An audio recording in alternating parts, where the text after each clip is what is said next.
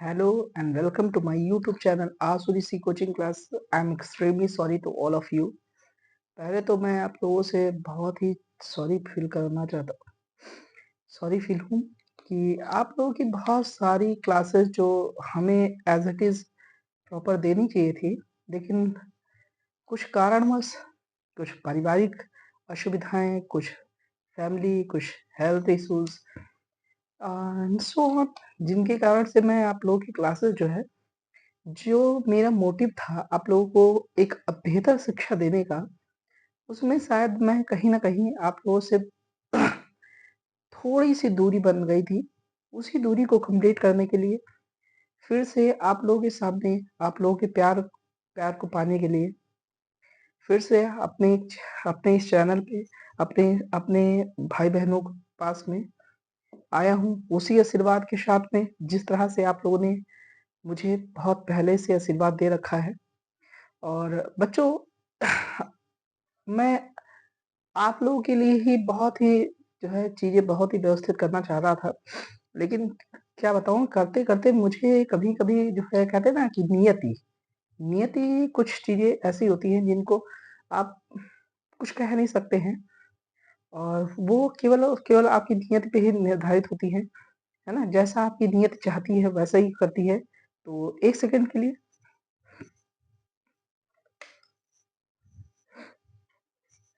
Sorry. हाँ, तो जैसा कि आपकी नियत चाहती है वैसा ही करती है, और आप उसमें कुछ हस्तक्षेप कर भी नहीं सकते हैं। तो नियत ने जैसा चाहा वैसा हुआ। बहुत समय तक हम आपसे दूर रहे,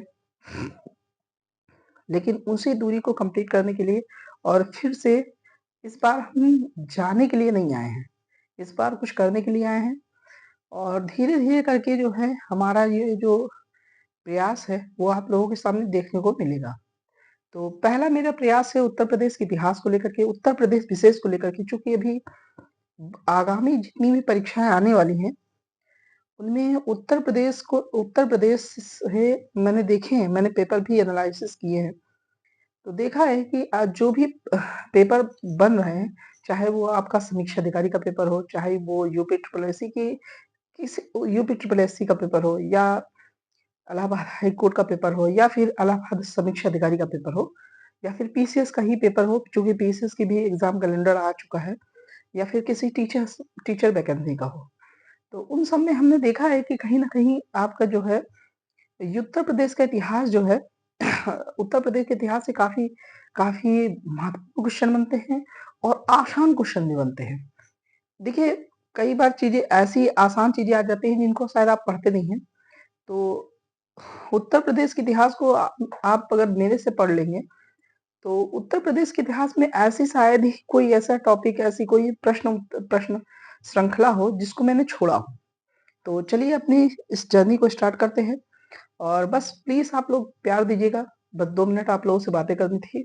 चलिए तो बात करते हैं उत्तर प्रदेश के इतिहास की। अगर बात करी जाए बच्चों, इतिहास के बारे में अगर हम बात करते हैं, तो इतिहास क्या होता है?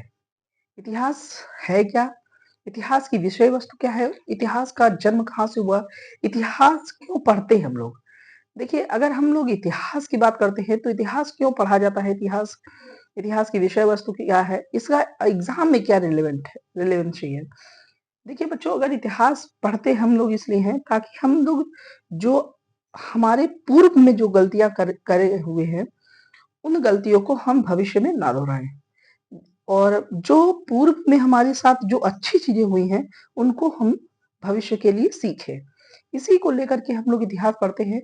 जैसे मैं एक छोटा-सा एग्ज़ाम्पल अगर आपको देना चाहूँ, मुगल शासन के बारे में, महाजनपदाज के बारे में। तो मुगल जनपदाज की बात करते हैं, मुगल मुगल की बात करते हैं। देखिए, मुगल में जब अकबर आता है बाबर आता है, तो बाबर लगभग 25,000 सैनिकों के साथ में इंडिया पे आक्रमण करने के लिए आता है।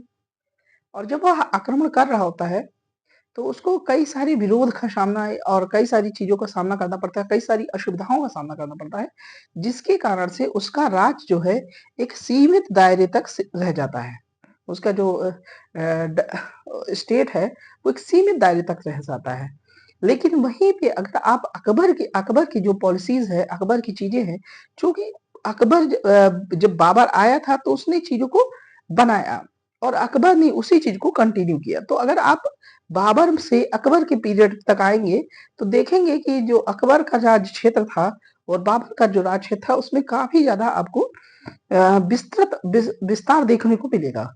और वहीं पे अगर आप औरंगज़ेब तक आते-आते देखेंगे, तो वो दक्षिण तक भी पहुँच चुका था। तो इस तरह से हम लोग देखते हैं कि अकबर ने क्या-क्या अच्छी चीज़ें करी थी, अकबर ने क्या-क्या सहिष्णुता अपनी देखिए अगर हम बात करते हैं मुगल से पहले की बात बता दें, मुगल से बात करते हैं, मुगल का डिक्लाइन क्यों हुआ? इसकी भी बात करते हैं, तो मुगल का डिक्लाइन क्यों हुआ? देखिए अकबर जहाँ सभी धर्मों को लेकर के सहिष्णु था, वहीं पे औरंगज़ेब जो है, वह विशेष धर्मों के प्रति उसकी लगाव होता है, रुचि होती है, जिसके कारण से होता क्या है कि वह जो अन्य धर्मों के जो लोग थे, वह उससे कटने लगते हैं।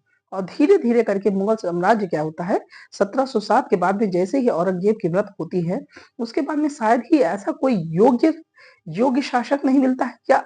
यह औरंगज़ेब ने इतनी सारी कट्टरता कर दी थी, जिसके कारण से उसके जो सहयोगी हैं, उससे कटने लगते हैं। तो धीरे-धीरे करके मुगल साम्राज्य डिक्लाइन हो जाता है। तो हमको वो सारी चीज़ें नहीं करनी है, अच्छी-अच्छी चीज़ें उसकी उठानी है, उसकी चीज़ें पढ़नी है और वहाँ से चीज़ों को ग्रैब करना है और हमको चूँकि पेपर निकालना है, चाहे वो समीक्षा अधिकारी का पेपर हो, चाहे वो सहायक समीक्षा अधिकारी का पेपर, तो ये सारी चीज़ें करनी है, ताकि हमको जो है चीज़ें बेहतर समझ में आए और बेहतर स्थितियों में हम रहते हुए अपने पेपर को निकालें। तो ये मेरा पहला वीडियो है और थोड़ी-सी नर्वसनेस है चीज़ों को लेकर के, चूँकि बहुत दिन बाद जो है रिकॉर्डिंग कर रहा हूँ और काफ़ी ज़्यादा हेल्थ इश्यूज़ भी रहता है। तो चलिए बात करते हैं उत्तर प्रदेश का इतिहास की बात करते हैं। तो उत्तर प्रदेश के इतिहास को हम लोग उसी तरीके से पढ़ेंगे जैसे हम लोग नॉर्मल इतिहास को पढ़ते हैं। तो इसको हम अगर बाँटना चाहें तो पुरापाषाण, है ना? प्रागैतिहासिक काल, आदि ऐतिहासिक काल और ऐतिहासिक काल में इसको बाँट के पढ़ लेंगे। अगर इसको हम बाँटे तो प्रागैतिहासिक काल, आदि ऐतिहासिक काल और ऐतिहासिक काल। ऐतिहासिक काल में पढ़ लेंगे। प्रागैतिहासिक काल के अंतर्गत देखेंगे तो प्रागैतिहासिक काल के अंतर्गत हमको 3 चीज़ें देखेंगी देखने को मिलेंगी। एक तो होगी पुरापाषाण काल, दूसरा होगी मध्य पाषाण काल और तीसरा होगी नवपाषाण काल।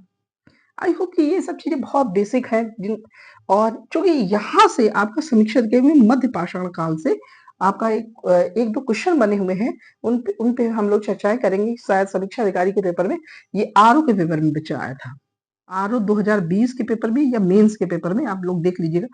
यहाँ से क्वेश्चन एक आपका आया था तो उसको भी हम लोग देखेंगे और फिर मध्य पाषाण काल की तरफ जाएँगे, फिर नवपाषाण काल, फिर आदि ऐतिहासिक काल को देखेंगे और ऐतिहासिक काल में हम लोग बहुत ही व्यवस्थित जर्नी को देखेंगे। अगर हमको ये तो बताने की ज़रूरत नहीं है कि प्रागैतिहासिक काल क्यों कहते हैं, आदि ऐतिहासिक काल क्यों कहते हैं और ऐतिहासिक काल क्यों कहते हैं। ये तो सब नॉर्मल चीज़ें हैं, कॉमन चीज़ें हैं जिनको आप लोग आई होप कि जानते होंगे।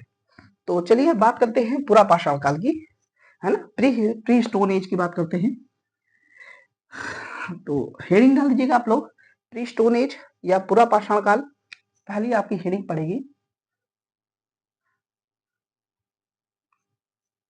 आई होप की चीजें दिख रही होंगी, है ना? तो पहली आपकी हेडिंग पड़ेगी पुरा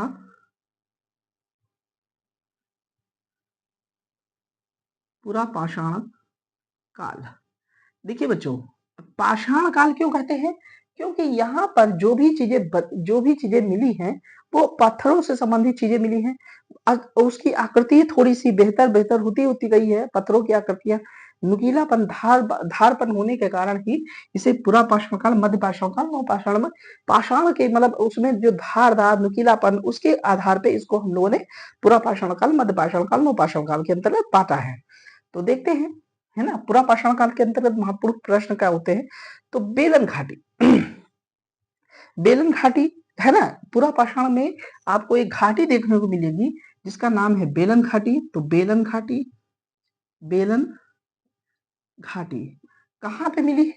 तो बेलन घाटी यह जो है आपकी सोनभद्र से निकलने वाली और यहाँ बहने वाली टोंस की सहायक नदी घाटी में स्थित है। तो यह कहाँ बेलन घाटी कहाँ पे स्थित है? तो यह टोंस की सहायक नदी में स्थित है। ठीक है, लिख दे। यह देखिए, यह सोनभद्र यहाँ सोनभद्र से निकलने वाली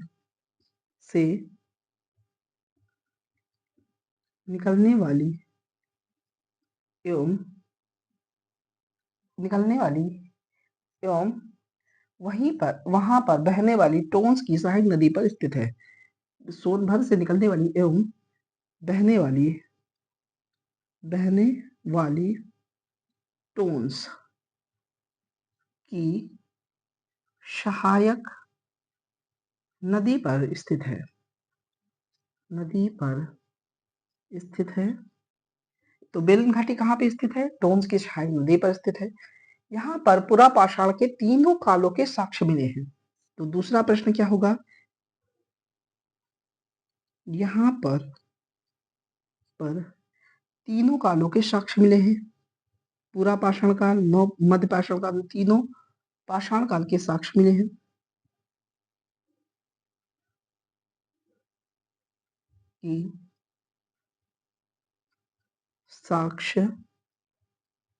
मिले हैं। यहाँ पर तीनों कालों के साक्ष्य मिले हैं। अगर इसकी खोज की बात की जाएगी तो इसकी खोज यज्ञदत्त शर्मा के द्वारा की गई थी। इसकी खोज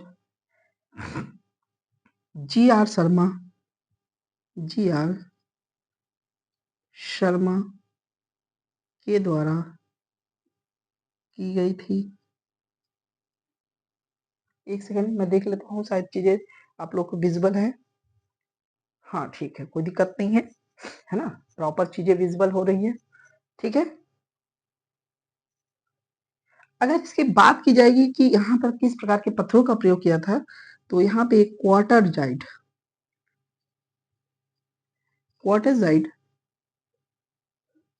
पत्थर का प्रयोग किया जाता था यहाँ पर। ठीक है, अब सोनभद्र सिंगरौली घाटी, सोनभद्र देखिए, सोनभद्र में कौन सी घाटी है? सोनभद्र में सिंगरौली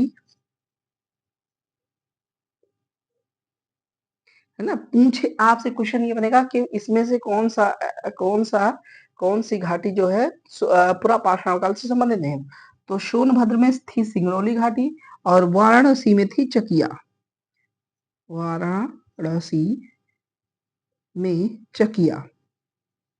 ये सारी की सारी जो चीजें हैं वो आपके पुरा पाषाण काल से संबंधित है। तो एक बार मैं फिर से रिवीजन करा देता हूँ। पुरा पाषाण काल की बात करेंगे तो पुरा पाषाण में कुछ महत्वपूर्ण प्रश्न बनते हैं, जैसे बेलन घाटी या सोनभद्र से निकलने वाली एवं वहां पर बहने वाली एवं वहां बहने वाली टोंस की सहायक नदी पर स्थित है। बेलन घाटी कहाँ पे स्थित है? टोंस की सहायक नदी पर स्थित है। यहाँ पर तीनों पाषाण काल के साक्ष्य मिले हैं। इसकी खोज जी.आर. शर्मा या यज्ञदत्त शर्मा के द्वारा की गई थी। इस किस प्रकार के पत्थरों का प्रयोग किया है? तो क्वार्टरजाइट पत्थरों का प्रयोग किया गया है। सोनभद्र, हाँ यहाँ से क्वेश्चन बनता है। सोनभद्र में सिंगरौली घाटी थी, वाराणसी में चकिया थी। तो आई होप की चीजें आपको बेहतर समझ में आ रही हो। Thank you so much. चलिए बात करते हैं आगे।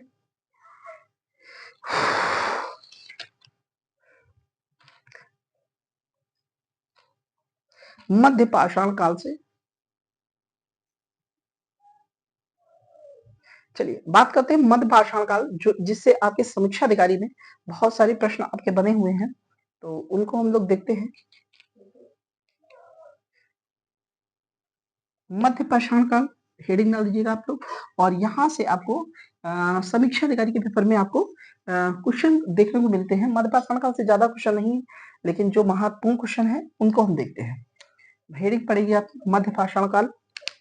तो मध्य पाषाण काल में क्या है, इनके स्थानों की बात करता है ना। मध्य पाषाण काल में इनके स्थानों की बात करता है कि मध्य पाषाण काल में कौन कौन से स्थान, इनमें से कौन सा स्थान जो मध्य पाषाण काल से संबंधित नहीं है। इस प्रकार के आपको क्वेश्चन देखने को मिलेंगे।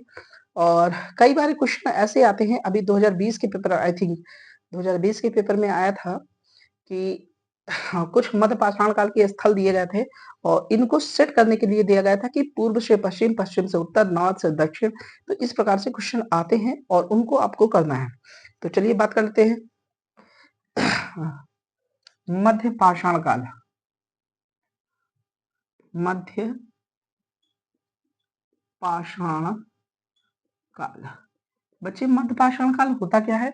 यहाँ पे पत्थरों की जो स्थितियां होती है वो पूरा पाषाण काल की अपेक्षा पूरा पाषाण काल की अपेक्षा काफी नुकीली हो जाती है और धारदार होने लगती है। तो चलिए इसकी बात करते हैं।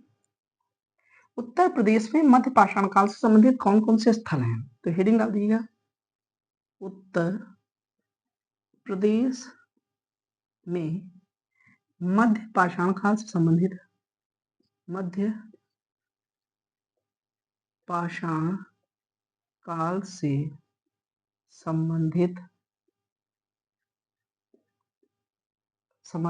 स्थल।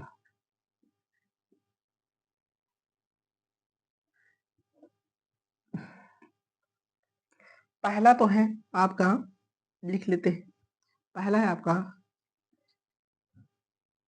शराय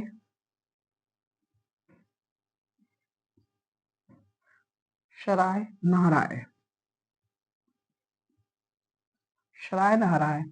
दूसरा है आपका महादहा।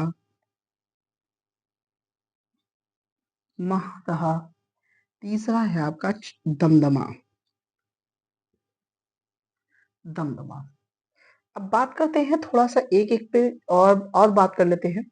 देखिए कुछ अन्य स्थल, यहाँ पे अन्य स्थल और उनका जो है पश्चिम से पूर्व की ओर, पश्चिम से यहाँ पे लिख लेते हैं, अन्य स्थल में मिलान करने के लिए पश्चिम से पूर्व की ओर, यहाँ से ध्यान दे दीजिएगा, मैं लिख रहा हूँ एक एक करके पश्चिम से पूर्व की ओर। तो पहला जो पश्चिम से पूर्व की ओर था, पहला है महादहा।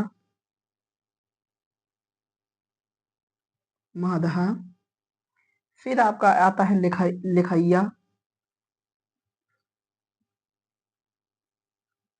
लिखैया। फिर आता है आपका पैसरा। फिर आपका आता है पैसरा। फिर आता है वीर भानपुर। फिर आपका आता है वीर भानपुर।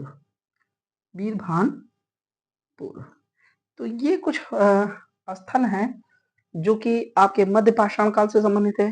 तो बस इसमें ज्यादा कुछ विशेष क्वेश्चन बहुत ही ज्यादा नहीं पूछता है ना। कुछ इंपॉर्टेंट बस यही क्वेश्चन है कि मध्य पाषाण काल से संबंधित कौन सा स्थल है, तो आपका शराय नहरा, महादहा, दमदमा। अगर सीक्वेंस इस तरह से लगाने के लिए कहेगा तो आप लगा दीजिए महादहा, लिखैया, पैसरा, वीर भानपुर। ठीक है, तो इस तरीके से लगा दीजिए। अब हम लोग थोड़ा सा बात करते हैं शराय नहराय पे, फिर महादहा पे, तमदमा से। यहाँ से जो क्वेश्चन बनते हैं, है ना, तो उनको हम लोग देखते हैं एक एक करके। चलिए, तो पहला हम बात कर लेते हैं शराय नहराय की।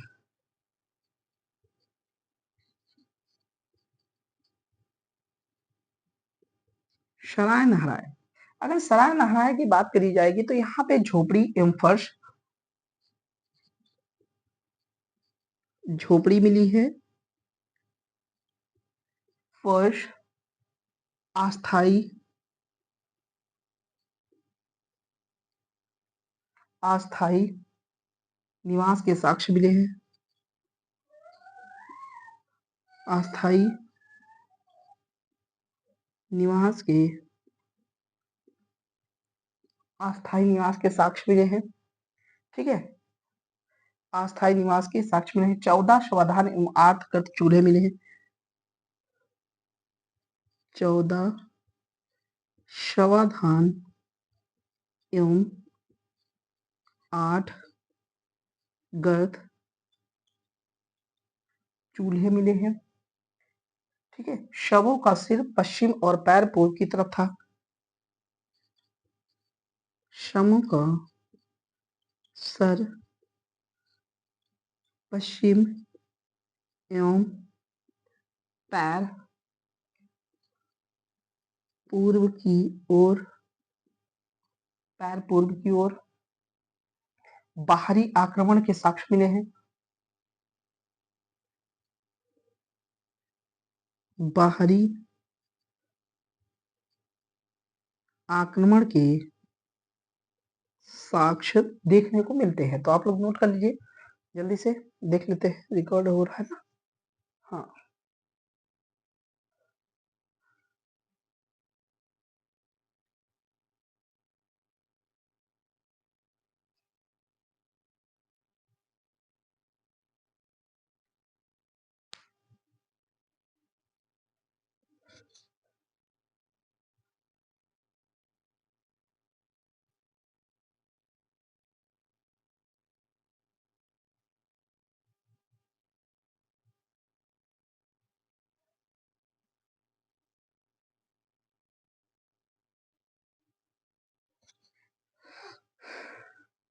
हो गया। तो बाहरी आक्रमण के साक्ष्य मिले हैं, ठीक है, तो इरेज कर देते हैं।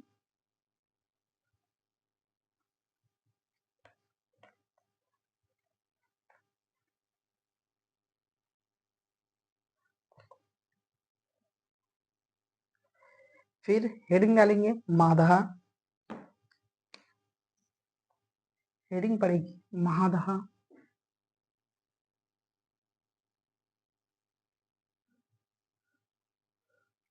महादहा।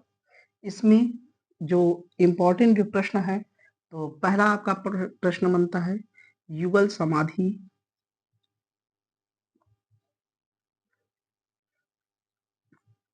युगल समाधि मिली है, हड्डी से बने बाड़ाग्र मिले हैं, हड्डी से बने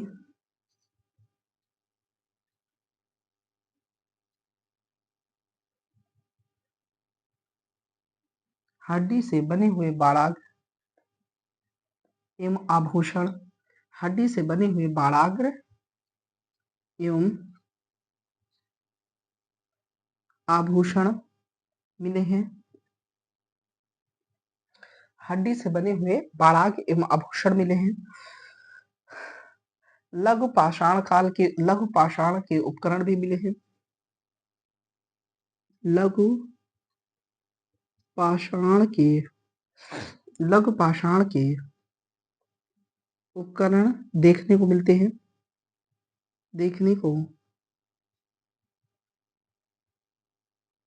लघु पाषाण काल के उपकरण देखने को मिलते हैं।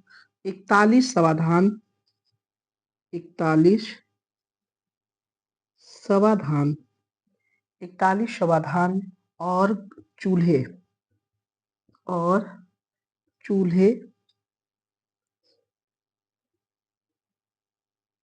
41 समाधान और चूल्हे, 5 युगल समाधि, 5 युगल समाधि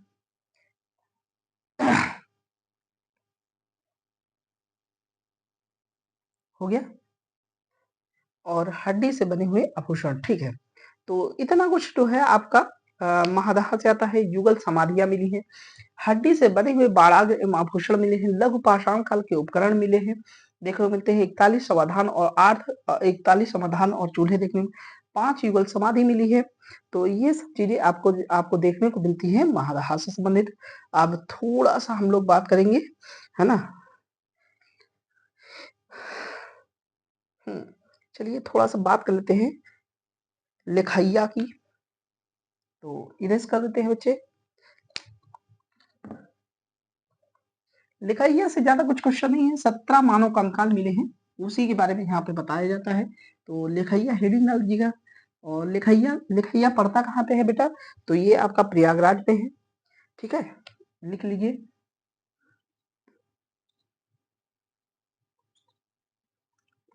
वर्तमान की बात करेंगे तो ये आपका प्रयागराज में है।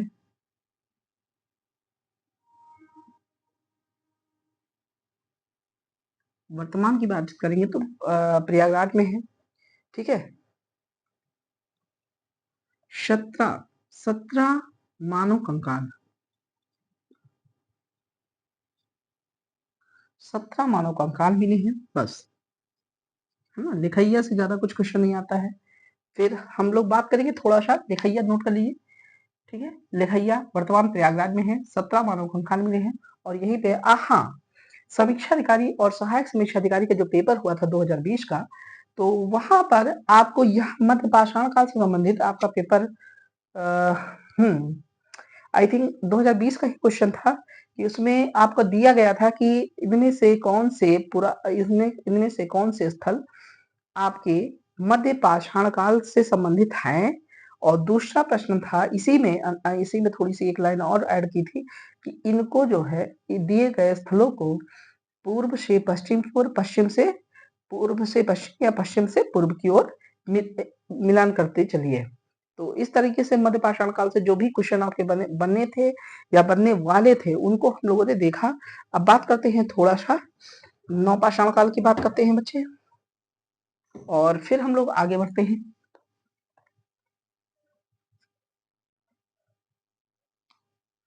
हेडिंग पड़ेगी नौ पाषाण काल। देखिए, नौ पाषाण काल, पूरा पाषाण काल, मध्य पाषाण काल में बहुत विशेष अंतर देखने को नहीं मिलेंगे आपको। यहाँ पे आपको कुछ आपकी जगहें हैं, जैसे कुलडीहवा हो गया, जैसे आपका पंचोह हो गया, जैसे संत कबीर में लहुरा देव हो गया। तो इनके पहले तो बात करते हैं इनमें कौन कौन से नगर पाए गए हैं। प्रयागराज, ठीक है। अब ये सारे नगर कहाँ पे पाए गए हैं, तो ये आपके प्रयागराज में पाए गए हैं। ये जो भी अभी नगर आएंगे वो सारी की सारी कहाँ पे और किस घाटी में, तो बेलन घाटी में, बेलन घाटी में पाए गए हैं। नवपाषाण काल प्रयागराज में, प्रयागराज में किस घाटी में, तो आपकी बेलन घाटी में। कौन कौन से नगर हैं, तो इनमें से प्रमुख नगर, अगर प्रमुख नगरों की बात करी जाएगी तो आपका पहला हो गया कुलडीवा,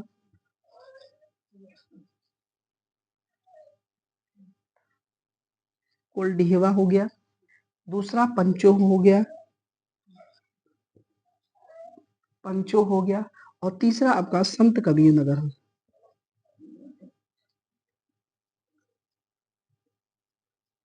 संत कबीर नगर हो गया।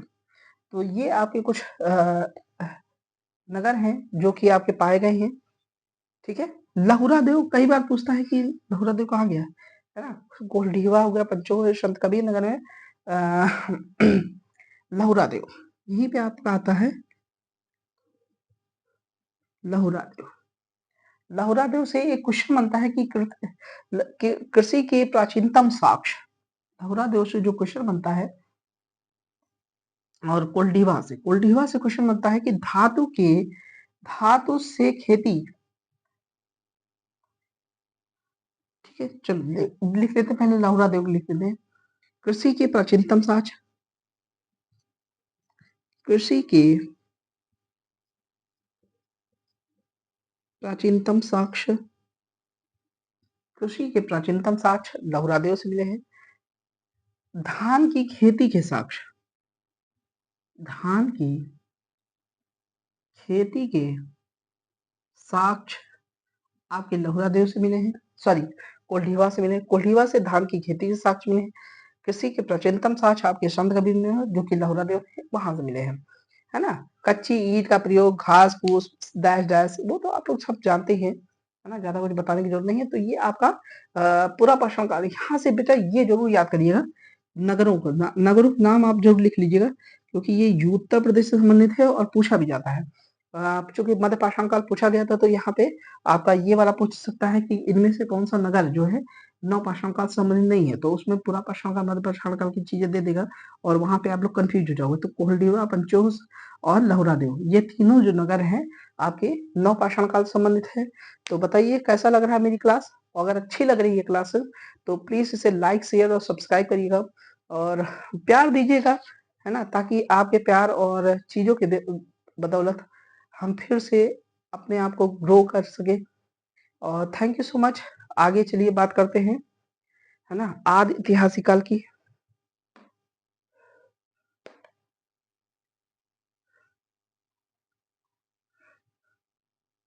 और 1 सेकंड, क्योंकि वीडियो लंबा हो जाएगा ज़्यादा।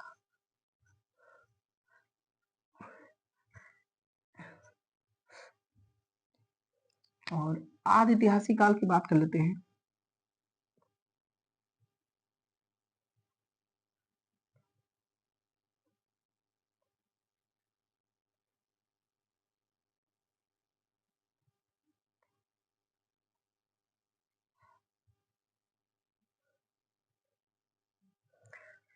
चलिए, तो यहाँ से जो बनते हैं क्वेश्चन उनकी बात करते हैं। तो धातुओं का प्रयोग जो होता है बेटा, वो शुरू हो जाता है, ठीक है?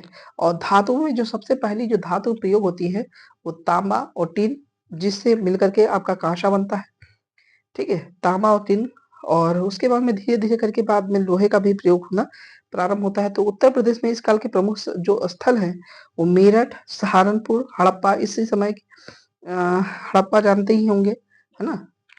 तो आदि ऐतिहासिक काल की हड़प्पा की चीज़ों के बारे में थोड़ा-सा जानेंगे। हुँ, तो आदि ऐतिहासिक काल, अगर इसकी चीज़ों की बात की जाएगी तो आदि ऐतिहासिक काल क्या होता है? मतलब चीज़ें लिखी हुई तो है, लेकिन उनको पढ़ा नहीं गया है।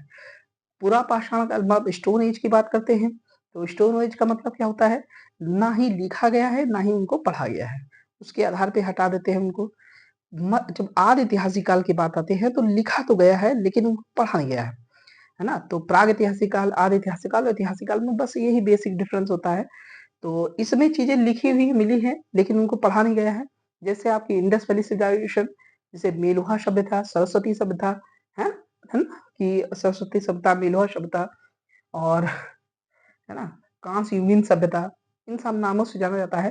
तो चूँकि यहाँ पे धातुओं का प्रयोग होना प्रारंभ हो गया था, और इसमें जो पहला जो धातु यूज़ हुआ था वो तांबा प्लस टिन यूज़ हुआ था, जिससे मिलकर के कांसा बनता है। इसी कारण से इस जो सभ्यता को आदि आदि ऐतिहासिक काल की जो सभ्यता है, उसमें हम लोग प्रमुख देखेंगे, हड़प्पन सभ्यता को देखेंगे। हड़प्पा,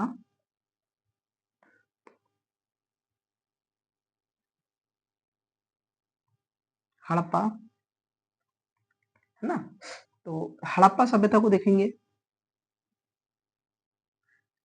ठीक है? हड़प्पन सभ्यता को देखेंगे। अब हड़प्पन सभ्यता की बात करेंगे तो 2350 बीसी से लेकर के 1750 बीसी तक। चूँकि हड़प्पा सभ्यता देखिए, चूँकि हमको यहाँ पे केवल और केवल कुछ चीज़ें, हड़प्पन सभ्यता की अगर बात करें तो इनकी पूर्व से पश्चिम होकर, ये रहा उत्तर, ये रहा दक्षिण, ये रहा पूर्व, ये रहा पश्चिम, है ना? अगर उत्तर की बात करें तो यहाँ पे आपको मांडा देखने को मिलेगा। यहाँ पे बात करें तो आपको आलमगीर, और यहाँ पे आपको बात करें तो दैमाबाद, और यहाँ पे बात करें तो सूतकानिंडोर।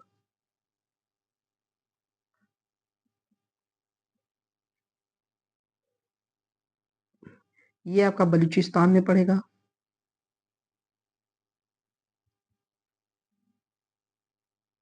बलूचिस्तान में पड़ेगा। ये आपका मेरठ में पड़ेगा। मेरठ,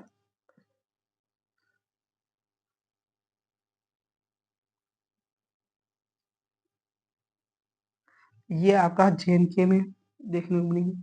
तो इस प्रकार से हम, है ना, आलमगीरपुर, मेरठ, ठीक है? आलमगीरपुर, मेरठ, है ना? तो इस प्रकार से आप चीज़ें देखने को मिलेंगी। तो ये रहा हड़प्पन सभ्यता। अब एक-एक करके चीज़ों को पढ़ते हैं।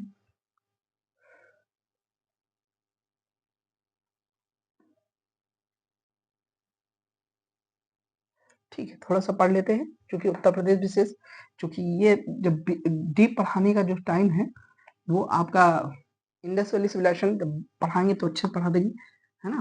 अभी तो हम उत्तर प्रदेश को देखते हैं। पहला प्रश्न, धातुओं का प्रयोग प्रारंभ, ठीक है? कौन-कौन सा? तांबा में टिन मिला दिया गया था, तो बन गया था कांसा। कांसा बन गया था। कांसा बन गया था, इसीलिए इस सभ्यता को कांस्ययुगीन सभ्यता कहते हैं। ठीक है। हड़प उत्तर प्रदेश में इस काल के प्रमुख स्थल, बात करते हैं हड़प्पन सभ्यता। ठीक है, तो हड़प्पा सभ्यता, चूंकि इस काल की जो सभ्यता थी वो हड़प्पन सभ्यता थी, और हड़प्पा सभ्यता के प्रमुख नगर, जो हड़प्पन सभ्यता का जो नगर है वो मेरठ है। ठीक है, देखिए उत्तर प्रदेश में इस काल के प्रमुख नगर है, उत्तर प्रदेश में इस काल के प्रमुख नगर,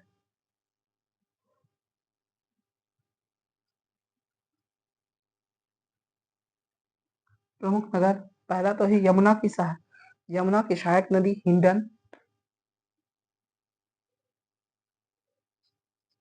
यमुना की सहायक नदी हिंडन पर बसा हुआ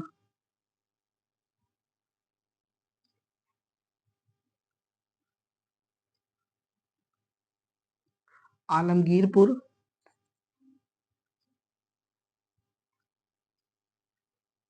कहाँ पे है?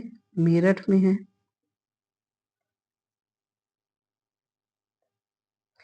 अगर इसकी खोज की बात की जाएगी बच्चों, तो इसकी खोज किसने की थी?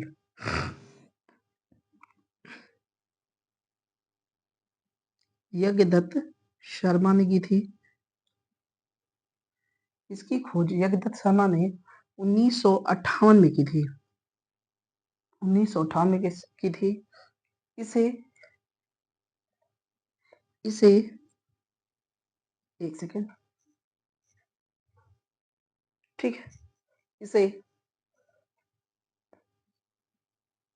परशाराम का खीरा नाम से जानते हैं। ठीक है,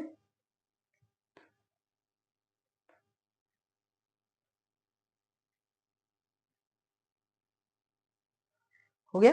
अब थोड़ा सा आलमगीरपुर में देख लेते हैं। मेरठ आलमगीरपुर में देखिए, पहला तो थोड़ा सा ये उत्तर प्रदेश का, पहले तो हम बात करते हैं ये आलमगीरपुर है ना, आलमगीरपुर ये देख रहे हैं, तो इधर देख लेते हैं। तो इसमें इसमें क्या क्या चीजें हैं जो मिली हैं। ठीक है, तो इसको मिटा देते हैं, क्योंकि चीजें व्यवस्थित नहीं होंगी, तो इसको मिटा देते हैं ताकि चीजें व्यवस्थित रहे, है ना।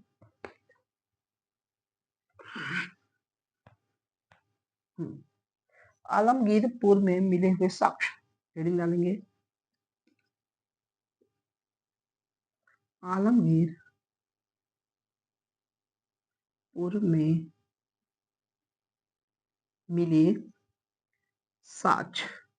अब देखिए बच्चे कौन कौन से साक्ष्य मिले हैं। तो पहला तो मनके, दूसरा है रोटी बनाने की चौकी, रोटी बनाने की चौकी, मिट्टी के बर्तन पर मोर, गिलहरी आदि के चित्र,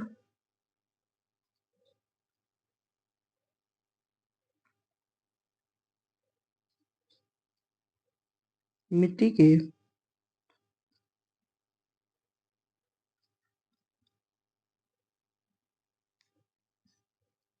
के बर्तन पर मोर, गिलहरी आदि के चित्र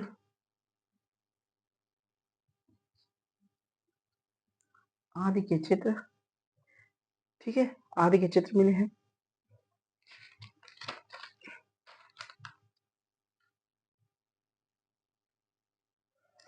ठीक है, मिट्टी के बर्तन पर मोर एवं गिलहरी आदि के चित्र, इससे यह पता चलता है कि यह लोग लेखन कला एवं चित्रकला से परिचित थे। कला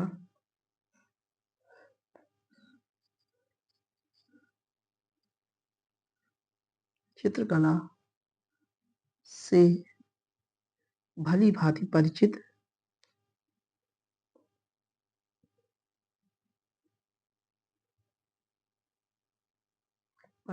थे। चलिए, अब यहाँ से बच्चे क्वेश्चन महत्वपूर्ण होता है कि हड़प्पन सभ्यता के प्रमुख नगर जो उत्तर प्रदेश में स्थित हैं, है ना? बहुत बहुत बहुत बार क्वेश्चन आता है, तो ये इम्पोर्टेंट क्वेश्चन है। हड़प्पन सभ्यता के प्रमुख नगर, हड़प्पा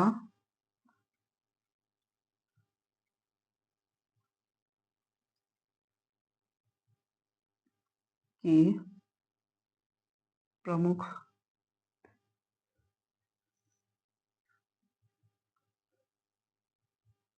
जो उत्तर प्रदेश में स्थित है।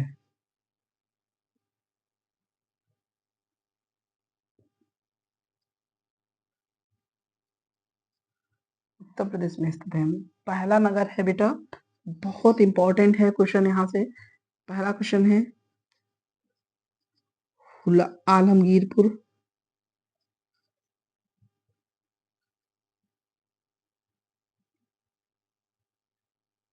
दूसरा है हुलास। फिर आपका आता है बड़ा गांव, बड़ा गांव। फिर आपका आता है मानपुरा, मानपुर। फिर आता है कैराना, कैराना। फिर आपका आता है मांडी। बहुत इंपॉर्टेंट, इससे यूपी पीसीएस और समीक्षा अधिकारी, ये आप समझ लीजिए आरओ और एआरओ और पीसीएस और बाकी जो भी यूपी ट्रिपल एससी एग्जाम है, अगर कोई क्वेश्चन बनाता है इंडस वैली सिविलाइजेशन से, तो यहाँ से जरूर क्वेश्चन बनाता है। तो इस चीज को बहुत ही इंपॉर्टेंट और अच्छे से, क्योंकि हम लोगों ने इस पे रिसर्च करा और चीजें बेहतर करने की कोशिश करी। हाँ, एक चीज और आती है, थोड़ा सा आप लोगों को बता देते हैं, है ना, कि पूछता है कि आलमगीरपुर, आलमगीरपुर कहाँ पे है, हुलास, बड़ा गांव, मानपुरा, ये कहराना, ये सारे स्थान वास्तव में है कहाँ पे। तो आलमगीरपुर आपका मेरठ में पड़ेगा, हुलास आपका सहारनपुर में पड़ेगा,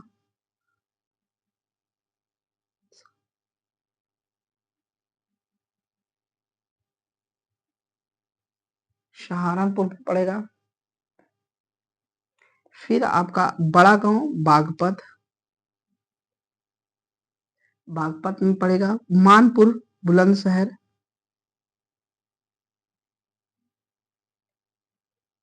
बुलंदशहर। कैराना आप लोगों को पता ही होगा, शामली। मांडी मुजफ्फरनगर,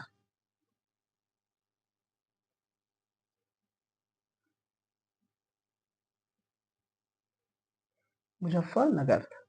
तो ये आपके बहुत इंपॉर्टेंट क्वेश्चन बच्चे, एक बार मैं फिर से बोल दूं, हड़प्पन सभ्यता से जो भी क्वेश्चन अभी तक बने हुए हैं, उन सारे क्वेश्चंस में यहाँ से जो एक क्वेश्चन आता है, आपका पूछा जाता है कि उत्तर प्रदेश का सबसे, हड़प्पन सभ्यता का सबसे पूर्वी नगर, पूर्वी नगर आलमगीरपुर।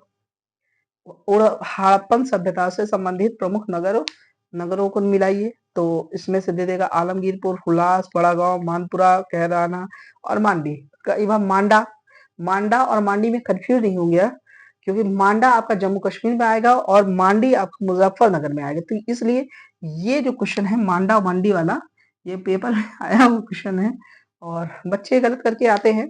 तो इस चीज से जो है आप लोग थोड़ा सा ध्यान रखिएगा।